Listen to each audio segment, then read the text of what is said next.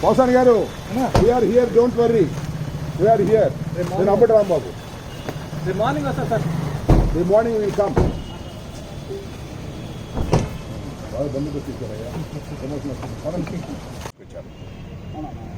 అంతకుముందు railway Koduru police station నుంచి prison నుంచి నర్సరావుపేట కోర్టులో హాజరుపరచడం కోసం తీసుకొచ్చారని మాకున్న సమాచారం.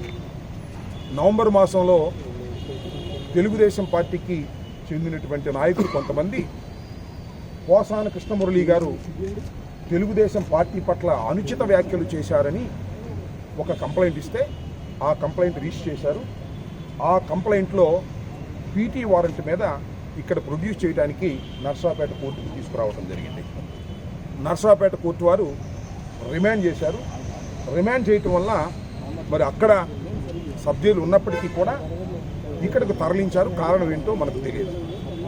ఒక అంతర్జాతీయ ఉగ్రవాదులు ఉంటారు కదా, అంతర్జాతీయ ఉగ్రవాదుల్ని ఏ విధంగా అయితే ట్రీట్ చేస్తారో, ముందేమో ఓబులాపురంలో ఒక కంప్లైంటు, అది రిజిస్ట్రేషను, అది కేసు రిజిస్టర్ చేసి ఆయన్ని హఠాత్తుగా వెళ్ళి హైదరాబాదులో అరెస్ట్ చేసి తీసుకొచ్చి అక్కడ ఓబులాపురం పోలీస్ స్టేషన్లో ఎస్పీ గారే వచ్చి ఎంక్వైరీ చేసి కోర్టులో ప్రొడ్యూస్ చేస్తే 111 వేశారు. ఆ 111 సమంజసం కాదని కోర్టు వారు తిరస్కరించారు, రిమాండ్ ఇచ్చారు. బహుశా ఇవాళ మరి బెయిల్ అప్లికేషన్ ఉన్నట్టుంది, ఇవాళ రేపు ఈ బెయిల్ అక్కడ ఏం వస్తుందో అని చెప్పేసి మరో కేసులో ఆయన ఇక్కడ ప్రొడ్యూస్ చేశారు. ప్రొడ్యూస్ చేసిన రిమాండ్ ఇస్తే ఇక్కడికి అంతర్జాతీయ ఉగ్రవాదిని తీసుకొచ్చినట్టుగా పాపం పోసాని కృష్ణమురళి గారు ఒక సినిమా నటుడు, ఆయన దర్శకుడు, వైఎస్ఆర్ కాంగ్రెస్ పార్టీకి ఫేవరబుల్గా ఉన్నాడు. ఏదో టీవీల్లోనో ప్రెస్ మీటుల్లోనో అనుచిత వ్యాఖ్యలు చేశారని వారి ప్రభుత్వం వచ్చిన తర్వాత ఆయన్ని వేధించేటటువంటి కార్యక్రమం. సుమారుగా 60 సంవత్సరాల పైన హార్ట్ ప్రాబ్లం ఉండి ఇబ్బంది పడుతున్నటువంటి ఆయన కూడా ఏంటంటే, నేను ఇక రాజకీయాలు వదిలేసుకుంటాను, ఇక రాజకీయ పార్టీల జోలికి వెళ్ళను, ఏదో జరిగిందేదో జరిగిపోయింది అని ఆయన బహిరంగంగా చెప్పిన తర్వాత కూడా ఆయన ఈ రకంగా వేధించేటటువంటి కార్యక్రమాలు చేస్తున్నారు. నేను చాలా టీవీల్లో చూసా, ఇదిగో ఈ ఆంధ్రజ్యోతి, TV5, ఇంకా కొన్ని టీవీల్లో పోసాని కృష్ణమురళి గారు మాట్లాడినటువంటి బూతులని చూపిస్తున్నారు. అయ్యా, నేను మనవి చేస్తున్నా, పోసాని కృష్ణమురళి గారు బూతులు తిట్టాడంటున్నారు కదా, చింతకాయల అయ్యన్న పాత్రుడు గారి కన్నా ఎక్కువ బూతులు తిట్టాడా? ప్లీజ్ చెప్పండి. లేదు పట్టాభి కన్నా ఎక్కువ బూతులు తిట్టాడా? చెప్పండి. లేదా పవన్ కళ్యాణ్ గారు ఉప ముఖ్యమంత్రి గారు ఉన్నారే, నా కొడకల్లారా అని చెప్పి చెప్పులు చూపించాడే, ఆయనకన్నా ఎక్కువ బూతులు తిట్టారా?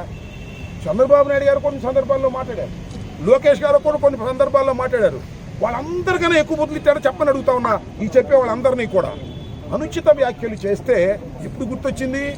వాళ్ళ ప్రభుత్వం వచ్చేదాకా గుర్తురాలా. అంటే దాని అర్థం ఏంటి? ఇవాళ ఎవరైనా అనుచిత వ్యాఖ్యలు చేస్తే మళ్ళా మా ప్రభుత్వం వస్తే తీసుకుని లోపల ఏమైనా సందేశం ఇస్తుంది? మీరు చాలా దుర్మార్గమైనటువంటి రాజకీయాలు చేస్తున్నారు, చీకటి రాజకీయాలు చేస్తున్నారు. రాత్రిపూట అరెస్ట్ చేస్తారు, రాత్రిపూట కోర్టులో ప్రొడ్యూస్ చేస్తారు, కోర్టులో రాత్రిపూట ప్రొడ్యూస్ చేస్తారు, మళ్ళీ సబ్ జైలుకి రాత్రిపూట తీసుకెళ్తారు. అంత చీకటిగా పగలెవరు చూడకోకుండా ఉండే విధంగా ఈ రకంగా కుట్రపూరితంగా పాపం వ్యవహరిస్తున్నారు. దురదృష్టవశాత్తు పోసాని కృష్ణమురళి గారిని పాపం ఆయన ఇక రాజకీయాల నుంచి తప్పుకొని భయపడిపోయి విలవిల్లాడిపోతున్న దశలో, నువ్వు భయపడినా సరే మేము వదిలిపెట్టాం, నీ చొక్కా బట్టుకు తీసుకొస్తాం అని ఇలాంటి కార్యక్రమాలు చేస్తున్నారు. మీ అందరికీ తెలుసు, పిల్లిని గదిలో పెట్టి కొడితే ఏమైంది? తిరగబడక తప్పదు కదా. పోసాని మురళి గారి పరిస్థితి కూడా అదే అవుతుంది. ఇవాళ పోసాని మురళి గారికి మేము అండదండలుగా ఉన్నాం. వైఎస్ఆర్ కాంగ్రెస్ పార్టీ బేషరతుగా మనం చేస్తున్నాం. పోసాని కృష్ణమురళి గారు ఏదో అనుచిత వ్యాఖ్యలు చేశారనేటువంటి మాటలు మాట్లాడుతూ ఉన్నారు. తెలుగుదేశం పార్టీ నాయకుల కన్నా తక్కువ అనుచిత వ్యాఖ్యలు చేశాడని మాత్రం మనం చేస్తున్నాం. వారికి మాత్రం శిక్ష లేదు. శిక్ష లేకపోతే లేకపోయింది. ఆ చింతకాయ అయ్యన్న పాత్రుడు గారు ముఖ్యమంత్రిగా ఉన్న జగన్మోహన్ రెడ్డి గారిని ఏం మాట్లాడారో ఒకసారి చూపించమని అడుగుతా ఉన్నారు. ఆయన ఏంటి ఇవాళ స్పీకర్ గారు, అలాగే త్రిపులార్ గారు ఉన్నాడు, ఆయన అసలు ఒక ఛానలే పెట్టి జగన్మోహన్ రెడ్డి గారిని ముఖ్యమంత్రిగా ఉన్నప్పుడు తిట్టకుండా తిట్టాడు. ఆయనకి ఉప ముఖ్యమంత్రిగా డిప్యూటీ స్పీకర్. మళ్ళా ఈయనున్నాడు ఎవరు, కింజారపు అచ్చెన్నాయుడు గారు, ఆయన పోలీసులు ఏం మాట్లాడారో మీరు చూశారు. ఆయనకేమో వ్యవసాయ శాఖ మంత్రి, పట్టాభికేమో అదేదో కార్పొరేషను. ఉప ముఖ్యమంత్రిగా ఉన్నటువంటి పవన్ కళ్యాణ్ గారు చెప్పులు చూపిస్తూ ముఖ్యమంత్రి గారిని, ఎమ్మెల్యేలని ఇష్టం వచ్చినట్టు తిడితే ఆయనకు ఉప ముఖ్యమంత్రి. ఇలా మీరు మమ్మల్ని బాగా అనుచిత వ్యాఖ్యలు చేసిన వారిని, బహిరంగ తిట్టిన వారిని మీరేమో పదవులు ఇచ్చి గౌరవిస్తారు. మా పోసాని కృష్ణమురళి లాంటి ఒక వ్యక్తి ఏదో అనుచిత వ్యాఖ్యలు చేశాడని ఆయన ఈ జైలు నుంచి ఆ జైలుకి, ఆ జైలు నుంచి ఈ జైలుకి, ఈ జైలు నుంచి ఆ జైలుకి తిప్పుతానే ఉంటారు. రేపు కూడా మళ్ళీ తిప్పుతారు ఇంకో చోటకి. ఈ విధంగా హెరాస్ చేస్తున్నారు. మీరు చేసిన పాపాలు పండుతాయి. ఇవాళ పండకపోవచ్చు, జమిలీ వస్తే ఈ లోపల పండుతాయి. జమిలీ రాకపోతే 3.5 సంవత్సరాల తర్వాత మీకు పండుతాయి. దీనికి తప్పనిసరిగా ముఖ్యంగా వీటన్నిటికీ చిత్రీకరిస్తున్నటువంటి ఎర్రబుక్కు రాసి ఎప్పుడు ఎవరిని ఎక్కడ అరెస్ట్ చేయాలో, ఏ జైలుకు పంపాలో అంతా స్క్రిప్ట్ ఇస్తున్నటువంటి లోకేష్ గారికి సరైన సమయంలో ప్రజలు బుద్ధి చెబుతారని ఈ సందర్భంగా నేను మనవి చేస్తున్నాను. ఖచ్చితంగా పోసాని కృష్ణమురళి గారిని ఎన్ని ఇబ్బందులు పెట్టినా వారికి లీగల్ ఎయిడ్ ఇవ్వడానికి వైఎస్ఆర్ కాంగ్రెస్ పార్టీ, జగన్మోహన్ రెడ్డి గారి ఆదేశాల మేరకు వైఎస్ఆర్ కాంగ్రెస్ పార్టీ నిరంతరం ఆయనకి షాడోగా ఉండి జైల్లో ఉన్నా, కోర్టులో ఉన్నా, ఎక్కడున్నా కూడా లీగల్గా మేము వారికి అన్ని విధాల సహాయం చేస్తామని మీ ద్వారా చెప్పదలుచుకున్నాను. వారి కుటుంబం ఆందోళన పడవలసిన అవసరం లేదని కూడా మేము చెప్పదలుచుకున్నాం. సార్, ఒకే అంశం మీద 5-6 కేసులు, 10-15 కేసులు. సరే, ఒకటి ఇంకా నేనేం అనుకోవట్లా.